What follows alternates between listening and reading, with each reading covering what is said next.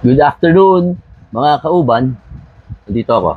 Kaya lang, pakita ko muna sa inyo. Nag-order ako ng isang Indian Arabic food. Nakita ko lang sa Facebook. Dito lang siya sa Marikina. So, papakita ko sa inyo yung in-order ko.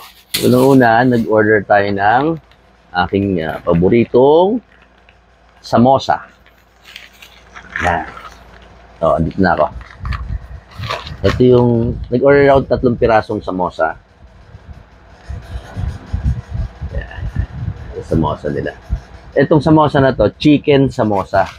Kasi dalawang klase yung samosa nila. Isang chicken, isang potato. Yan. Garlic sauce, hot sauce. Itong isa, hindi ko alam. Ito yung sa samosa to. Yung sauce ng samosa. Ayan, wow. Bango.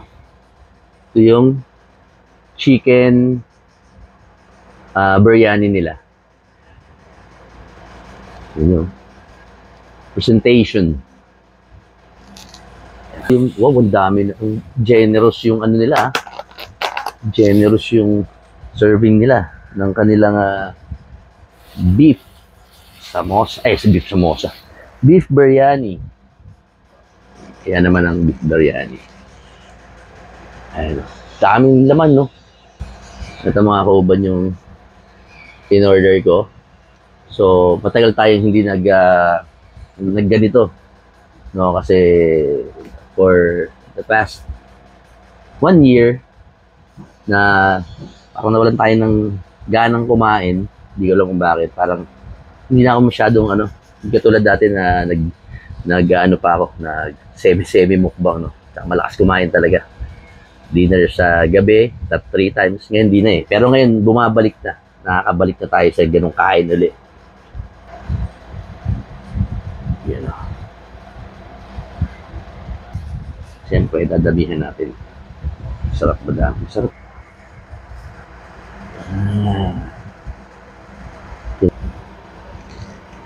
Ayan siya. Ayan siya.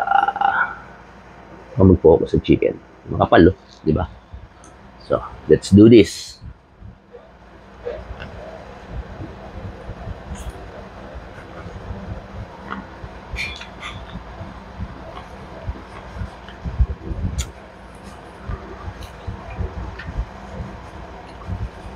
Yung sauce, garlic sauce, tsaka yung chili sauce niya, hot sauce niya, para sa akin lang naman. Dahil sa iba siguro, kasi may ako sa mga kulang ng kick. So, natin yung kanyang rice. Tapos hindi dry yung niya, yung chicken niya. In fairness, hindi dry. Ayoko yun. Pero ito, hindi siya dry.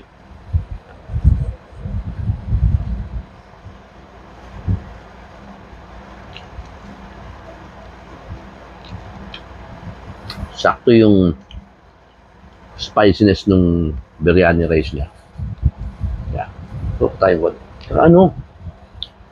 Hindi rin siya dry actually.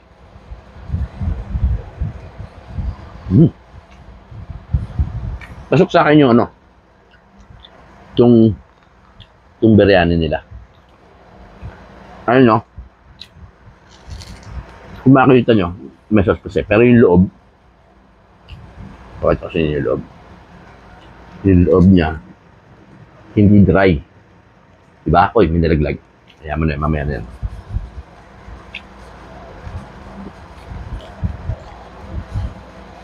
Spoonful. Ayan siya.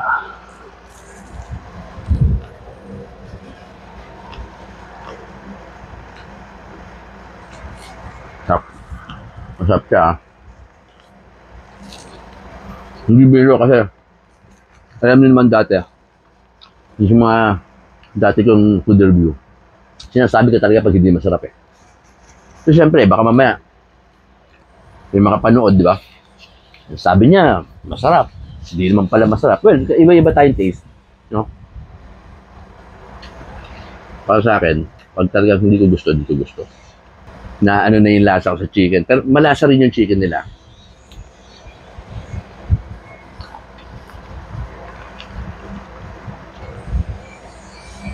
Ito, In fairness yun sa presyo niya ng chicken biryani nila is 175. Good sa presyo, yung sa lasa. Tapos yung malambot, yung consistency ng rice, all good. Mas prefer ko ang beef kaysa chicken. Pero, mahilig din naman ako sa chicken.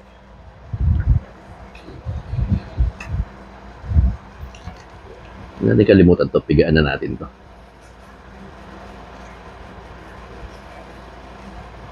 Okay.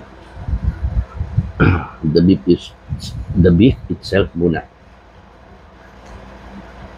Malalaki chunk. Mayroon pang malagkit-lagkit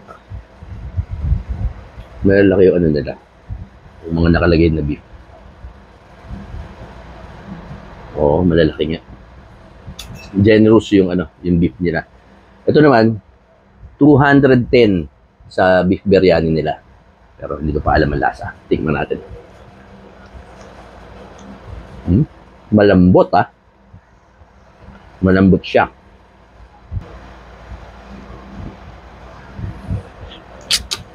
With the garlic sauce. Nagko-complement naman. Goods to sa akin kasi malambot yung karne. Ayan, pag pinisa ko nga, naghihiwalay na kagad. Hindi siya yung chewy, hindi yung rubbery, yung nadudurog na siya, Ko lang alam kung ito lang, Ito natin yung iba. Okay, ito gusto ko, may taba. Yan. O tayong ibang karne. Ayan, Ayun mga kauban, sobrang lambot niya. Sobrang lambot. Mas okay ito kung kung talaga yung hinahanap ko sa lasa ng garlic sauce. Kasi parang ang masarap na sa akin ng sauce yung syempre, naman yun yung high-end. Yung dalawang high-end na shawarma store.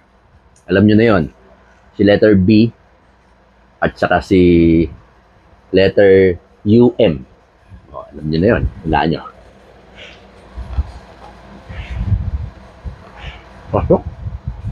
Pasok sa lasa to.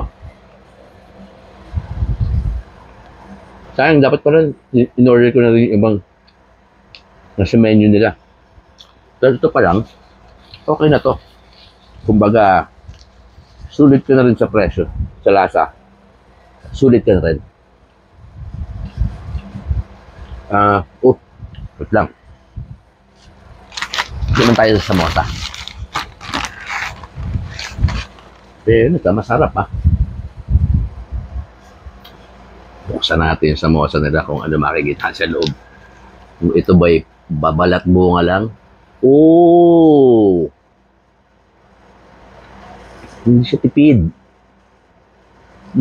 Kala mo pa ito, hindi siya tipid.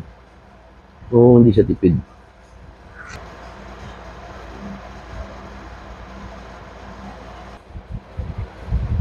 Cheers. Ito na siya. Mag-focus ka. Yan.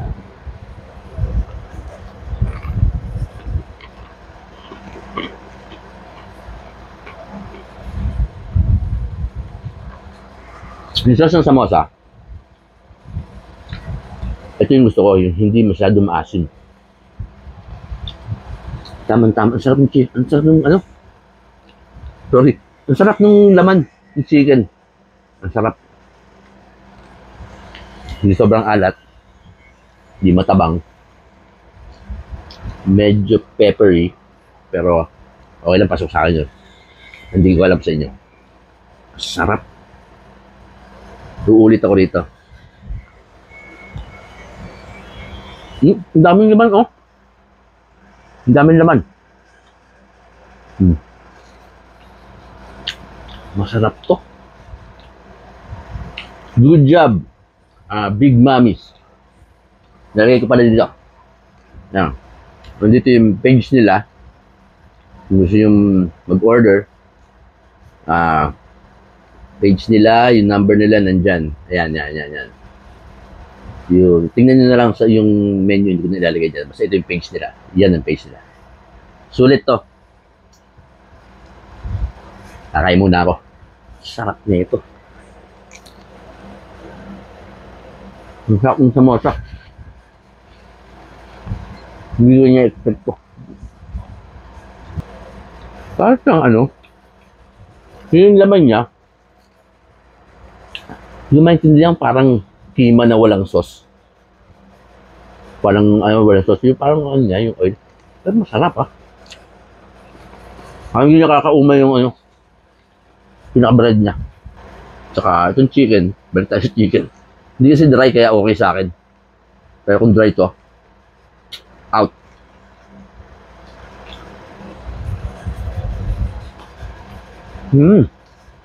Parang tumnam.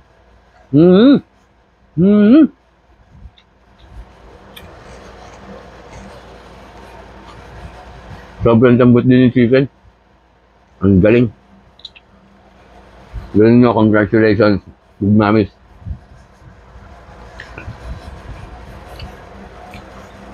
So, alam na. Kakain na muna ako.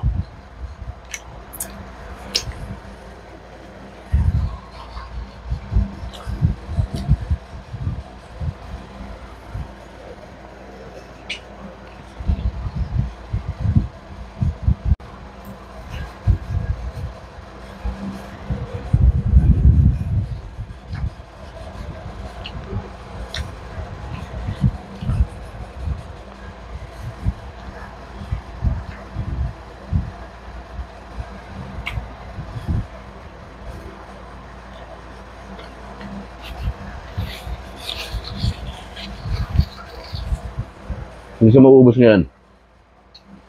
Kasi ang dami. Isang serving nito, dati kaya ko ubusin isang ganito. Yan, itong serving to, kaya ko ubusin. Pero siyempre, ibang ko pareho. Mas marami akong nakain ng rice and chicken. 2 thumbs up, Big Mamis. Recommended to ng inyong kauban. Yes, kauban. So, sana magtuloy-tuloy ulit tayo sa food review. Big Mamis, located at Marikina, meron sila 2 branch na parang nakita ko 2 branch. Tingnan ng page. Ayan o. Grabe. Sarap. Pero, ciao.